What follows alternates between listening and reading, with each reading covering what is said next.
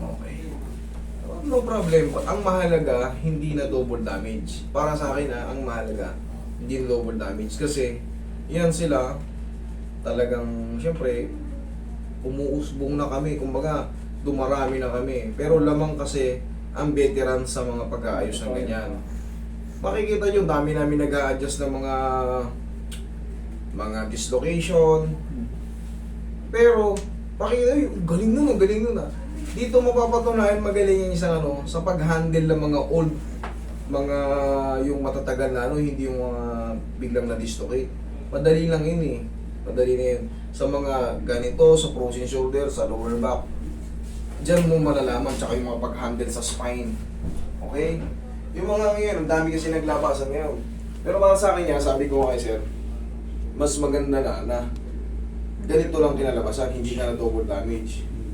Buo pa rin yung ganito mo. Kasi yung iba sir, alam mo, may mga nagpupunta rito na galing na rin sa ganyan, ganyan sa nangayayat yung ganito. Kasi pinilit eh. Kailangan kasi ma-explain sa'yo to. Ma-explain sa'yo yung nararamdaman mo o yung problema mo. Hindi basta-basta yung pinipilit, lalo kung adhesive capsulitis. Malaki ang chance na mapunit yung mga ma-rupture yung mga ligaments and tendons mo. Pag na-rupture yan, oo, naiangat mo nga. Naiangat mo. Pero yung muscle mo, wala na to. Ngayon, siyempre, pag walang muscle, walang power. Kaya nga, ito nga sabi ko, kahit pa paano, siyempre, nobody's perfect. Okay na to, at least hindi kayo double damage. Kung di man niya kinaya, because pag galing ka po sa super frozen shoulder, hindi po talaga kaya ng isa, dalawa yan. Natsatsambahan lang sa dalawa. Depende sa kung sino yung nag-handle. Yun ang totoo. Pagka adhesive capsulitis, tandaan nyo, mahirap yun. Katulad yan, sa kanya, adhesive capsulitis yan. Dapat kasi, kahit pa paano, lumagpas sa kalahati. Para mas maganda kung bursitis lang. Yan, ganyan. Pagka wala sa kalahati, nakapakat ka agad. Pag pinilit mong iangat yan, punit-punit sa susunod yung yan. Kaya hindi kinaya ni hindi na natin babanggitin. Yan ay ito yung pinaka masasarap na mga buwan, lalo hanggang 6 months. Pero hanggang 8 months talaga to pinakamasakit. Pero syempre, yung therapy na si Sir dalawa, kahit pa paano, may pain yan talaga. Normal may pain yan, pero mas less na. Mamaya maano mo na yan. Kahit pa paano, ngayon di ba? Sakit. Kahit pa paano mamaya magaganyan mo na yan. Pero may tightness pa sa loob. Aalalayan natin yan. Tapos gradually makaka-recover yan. Tuturuan ko po kayo para kahit isang session lang sa akin, sa bahay, self-therapy, wala nang gastos. Tuturo ko sa inyo kung ano yung lahat na magiging discovery dyan. Kasi hindi po yan kaya ng isa. Lalo pag pakat, namamaga. Nasusukat na rin po kasi yung tinatawag nating glenoid labrum dyan. Kaya kung hindi man na perfect niya tagaron, okay lang yun. Ang mahalaga, hindi na double damage. Kasi pag na double damage yan sir, hindi na yan makahawakan basta-basta. Magang-maga na yan. Relax lang. One more, relax lang. Unahan natin ang hapos ng pagmamahal ng pao because of tightness of muscle.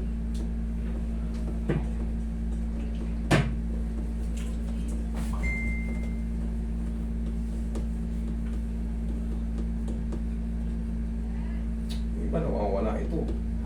Ulo, itong buto na to. Talagang kapang-kapa mo.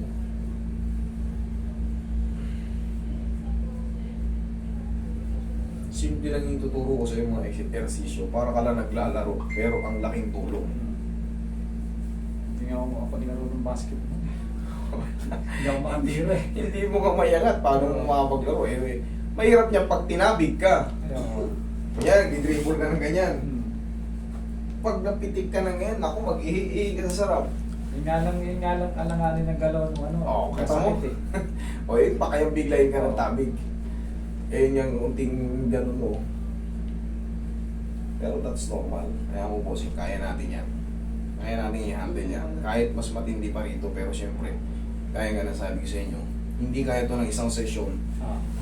Ituturo ko sa inyo yung mga dapat gawin para lang kayong naglalaro. Self-therapy ang tawag doon. So, less gastos, Ang mahal na ngayon ang ano, kahit magmotor ka, mahal pa rin. Oo nga. Mag-commute. Mag-commute ka, tataas pa rin. Dahil mag-aano na yan sila ng pamasahe.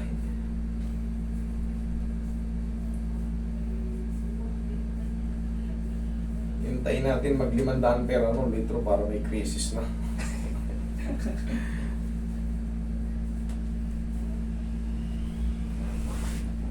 Okay, posing.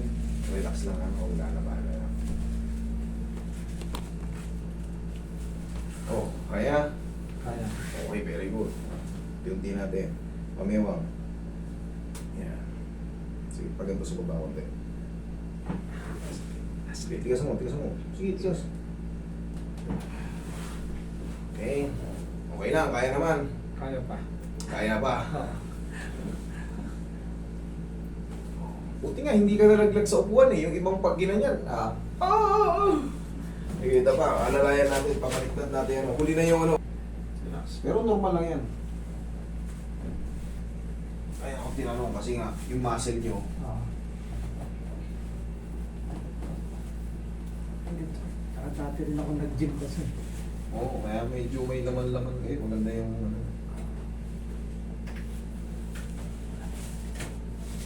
Okay, massage mo na rin yung balakang ni Bossing. Ayan. Lagay sa tiyan ng kamay.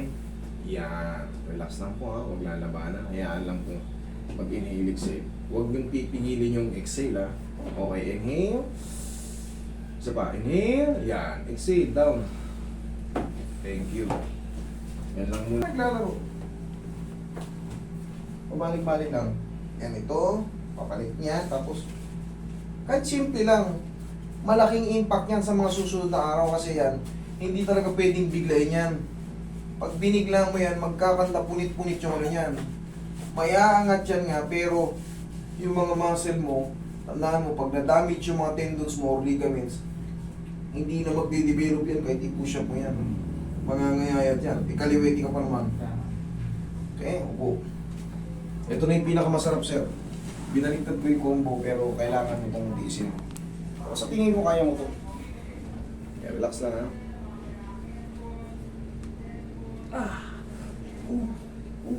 Okay, sige. Pahinga. Sigaw lang ng Darna kung masakit. Ganun mo lang. Yung. Sige, i-blow out mo lang yan. Yan. Kailangan yung pagdaanan yung treatment na yan eh. Yung pagbuka kanina, Oo. inawat ko. Kasi para hindi, isang ano, para kayang-kaya yung sakit. Oo. Pero saglit lang naman yung pain yan. Kumakalma rin. Kasi pag hindi natin binago yung pagkapakat ng head humerus sa glenoid, mananatili po yan nakapakat. Mananatili yan mamamaga. Pag natabig, para siyang nana. Sakit. Oo. Okay, relax ang bossing ha. Kung nalabanan, relax ha. Okay, thank you. One more. Last na to, bossing. Ito na yung last 2 shots na to. Hindi naman to masakit. Kayang-kaya mo to. Huwag mo lang lalabanan. Okay, thank you. Magutok ng Yan. konti. Malaking bagay yun. Oo. Simple lang yun pero Oo. kaya ko inulit kasi hindi ko naramdaman kanina. Umangat siya kaso parang bitin. Oo. Kaya hinold ko, dapa. Yung proseso na to para ma-avoid yung aray yung pasyente. Kailangan tatansyahin din natin. Kaya hindi pwedeng, kasi alam mo yung method, sunod-sunod pa rin, kahit alam mo hirap na hirap yung patient. Kailangan, katulad yan, ino-hold ko. Oo. Nagkukwento ko pero hindi kwento yan. Ini-explain ko sa inyo para matutunan nyo rin. Oo. Kasi galing na rin siya. Oo. Sikat na rin yan nandyan, dyan na Ah. sa meno lang. Ah. Along, malapit-lapit lang dito kung sa tutusin. Pero yung mas maganda na yung ano, yung hindi na double damage. Ah. Mas gusto ko na yun kaysa ayusin ko yung double damage. Sa akin pa pumutok yan eh. Relax lang. Last na to sir. Kunting pitik na lang to. Yeah. Thank you. Tapos ito na. Yung susunod. O, si ikaw bossing. Sige. Kaya naman. Oo. Kabila. Yan. Ganyan lang. Tapos ganito. Okay. Pag kunyari, ganito lang, di naglalakad. Parang nga lang naglalaro Hmm. sa bahay. O, pag wala kang magawa, ganun-ganun yung wala. Ngayon, pag napagod ka, syempre, ganun ka ng ganun. Hahaplusan mo ngayon ang pau. Ang kailangan kasi natin yan gradually. Iiwasan natin ma-rupture yung mga... Kasi pag pinilit mo yan, ipuli-puli ka agad. Pwede naman sa totoo lang, pero syempre, kontrolin mo yung puli. Ang ginagawa ko dyan, ganito. Sige, ulit. Round. Yan. Para alam nyo yung proseso sa bahay nyo. O, tapos ganito. Yan. O, tapos ganito. O. Sige. 1, 2, 3. 1, 2, 3. Hold mo lang ng 1, 2, 3 lang. 1, 2, 3. Tapos, haplos ng pagmamahal ng pau. Gaganyanin mo kung saan yung mga stiff. Tapos yung, yan. Abot mo naman yan. Gaganyan-ganyanin mo lang. Huwag mo nang diinan. Basta, yung diin mo ay hindi masasaktan. Okay. Tapos, ganun lang day by day. Mga 2 weeks, malaki na pagbabago nito. Ngayon, ang magbabago nito, ay wait lang, isa pang stretch. Nakalimutan ko to. Kaya pa? Sige, pwede pa. Yan. Ito. 1, 2, 3. Okay. 1, 2, 3, 1, 2, 3 lang. Ganun yan, nakalimutan ko to. Yung kakapit, parang kakapit ka sa wheels. Okay, meron pa, kaya pa. Whoop, meron na. Okay, 1, 2, 3, balik. Pero, kanina, nung hindi mo pala, Hindi mo may ganun. konting kanya lang, masakit mo dito. Eh, sabi ko sa inyo, yun nga, malaki na changes yan. Tingnan mo, nasa likod na ako. Kaya nga. Oo. Tapos, ito na, yan, lalakasan natin. Yan. Kaya naman, di ba? Yan, parang ka na naglalaro. Tapos, pau. Unti-unti na yan naangat. Yan. Kanina, kalahati lang. Ganyan, masakit na agad. Magbabago siya, pero kailangan natin unti-unti para hindi mo punitan. Ngayon, bossing, sasabihin natin, Marcel, sabi mo, 2 to 3 weeks, malaki na pinagbago. 3 weeks na, oh. Nadagdagan siya, pero konti lang. Oo. Tsaka tayo magsa-second session. Okay. Pero kung hindi naman, Master, lumaki na. O, ayan, nahangat ko na. May tightness pa lang, konti. Yung tightness na yun, yung muscle spasm lang yun eh. Tuloy nyo lang. O sabihin na natin, Master, nag 4 weeks na, 1 buwan na. Nahangat ko na kaso, pigil pa rin eh, pigil. Oo. Yan na yung, pag kasi mataas na, eh di, ibaras-baras mo ng konti. Basta, hanggat sa makakatipid kayo. Kasi nakikita nyo naman nag-aano, pero kung nakikita nyo, ba't parang ganun pa rin, Master, parang hindi naman nadagdagan. Ibig sabihin, I'm wrong. Ibig sabihin, pwede kang bumalik dito, wala kang charge. Deal? Okay. Okay, ganun tayo. Kumbaga, ayoko makaperwisyo sa inyo sa ano. Kailangan nakikita nyo, nag-i-improve, hindi yung May progress. yes, okay? I guarantee you, kakaroon ng progress yan. Pag walang progress, bumalik ka rito, wala kang babayaran. Deal? Okay. Thank you, Lord. Thank you, Master.